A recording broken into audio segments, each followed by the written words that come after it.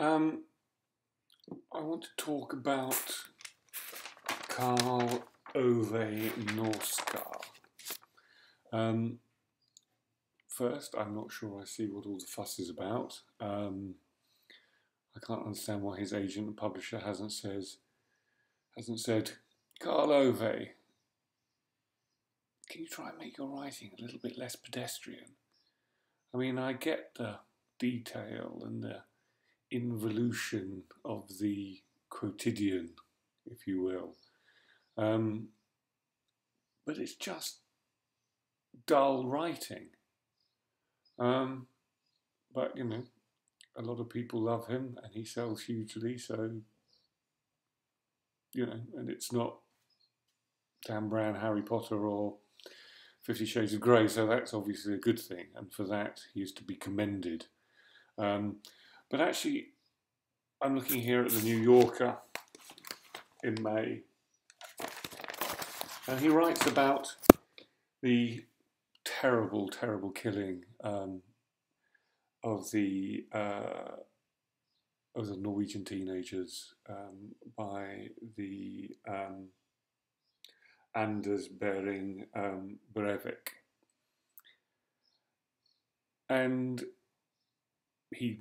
Knausgaard writes about various attacks on American soil and such like. But I want to concentrate on one thing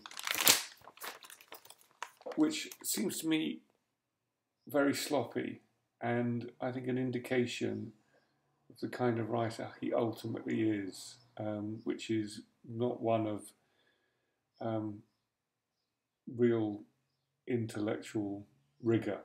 And I'm quite surprised that the New Yorker didn't publish it like it, or didn't question him. I mean, it was probably published elsewhere and they bought the rights, but the New Yorker is usually a bit tougher on such intellectual contradictions. So I'm going to read this paragraph. Okay. Murder is against human nature, but in extreme cases this can be overcome if the community is one which belongs, enjoins, or encourages it. The events that are now occurring in Iraq and Syria, the brutal murders committed by Islamic State, cannot be ascribed to people having suddenly become evil, but rather to the disintegration of the mechanism that is in civilized society typically prevents people from engaging in rape and murder. A culture of war and murder has arisen. It happened in Rwanda and in the Balkans. It is one of the possibilities human beings contain within themselves. So, there's two things here. His first clause of the first sentence is, murder is against human nature.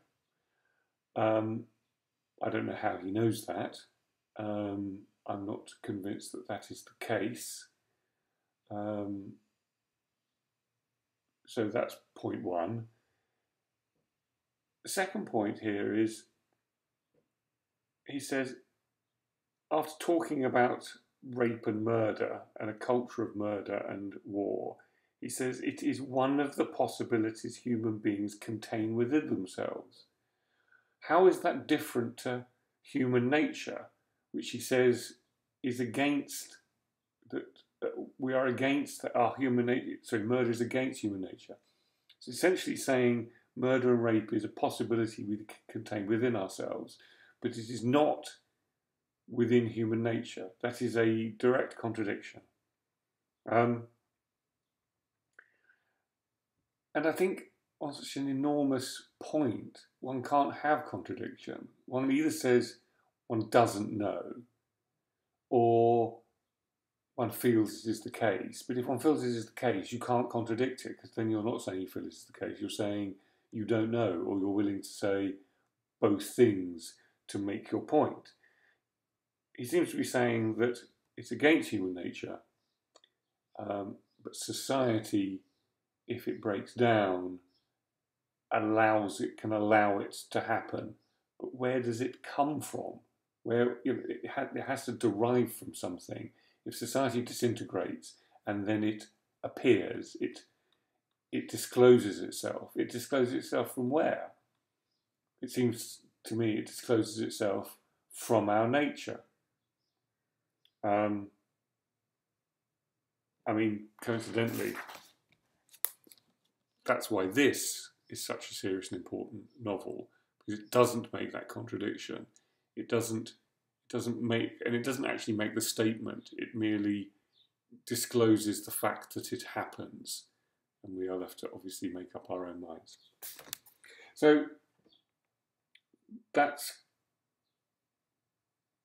my one thought on Karl Ove Knausgaard, is that he is a little sloppy, and I feel that if his prose isn't really up to much, and he's a little sloppy, I'm not entirely sure what the fuss is about. Just so you know, I have read the first volume of his books, so I'm not, as is often the case, making this up out of the prevailing white noise. But yeah, that's my view. Thank you.